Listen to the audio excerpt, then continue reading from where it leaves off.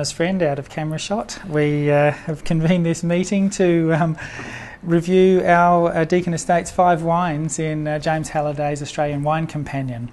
The 2012 edition. I thought it was a good time to just sit down and relax this afternoon and go through them, taste them, and see what we think about the reviews.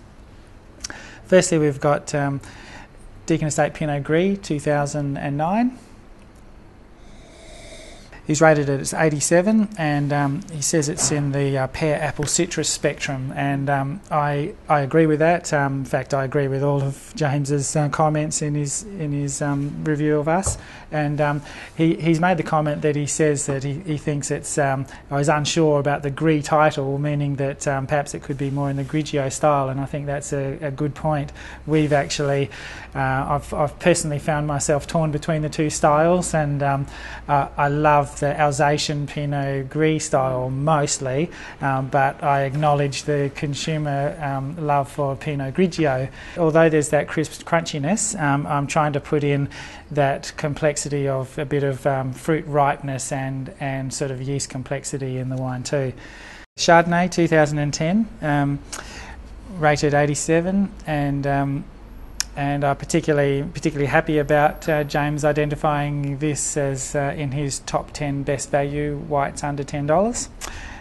That's what we're trying to do. And he says it punches above its dollar weight, and that's what Deakin's all about, really. So we're making wine for lots of people that don't have to spend a lot of money to enjoy the flavours that we can produce. We're producing Chardonnay at 12.5 to 13% alcohol with complexity and delicacy. We also have a sparkling wine program where we're picking Chardonnay at less ripe points and having lees stirring and that sort of thing. So although James says it's not particularly complex, I try my hardest to try and make it a bit complex, because we don't want to be oaky and broad and peachy like they used to be. Yeah, I thought this was one of our best wines from last year. Rosé 2010 is okay. James has said it's a savoury raspberry fruit bouquet, just off dry, 12% alcohol. This particular year it was Merlot, Cabernet, Petit Verdot, Pinot Noir blend, and we're very careful to make it at moderate alcohol, lower alcohol, 12%, and let's see. Still looking very attractive, nice light pink colour, and rated by James as 87. Okay, Deakin Shiraz 2009. It's a prime example of just how much flavour and structure can be obtained from this region. James has given us 89, so this is our top scoring wine, and this particular wine has been getting most attention from the reviews.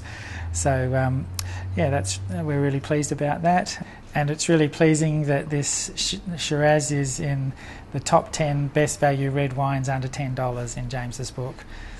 So that's exactly what we want to do.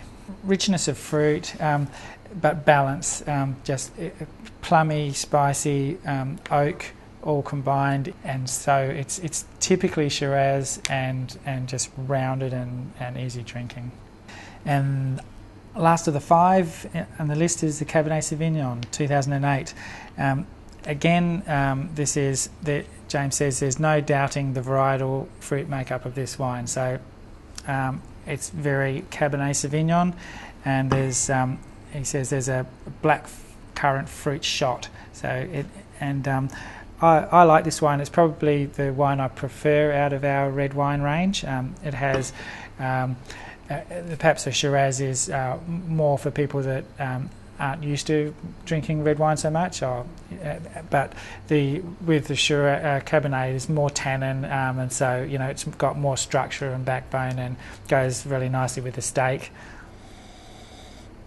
Talking about James Halliday's book, and I can remember when he visited us last year, and it was a really pleasant visit and great to see him, and I can particularly remember how he shared a really old bottle from his personal cellar. It was a Morris O'Shea, I think 1959 Claret, and it was the last one he had in his cellar, so that was a great treat that he shared with us. Then the next day he came to visit us, and I really enjoyed seeing his mind change about Deakin, that he really could see that there was something interesting happening there, and he loved the fact that we grew oranges, really nice oranges, and avocados, and other farm produce. So we're a mixed farm, and I think he really liked that, and he said very enthusiastically, said, whenever you've got any spare avocados or oranges, send them my way.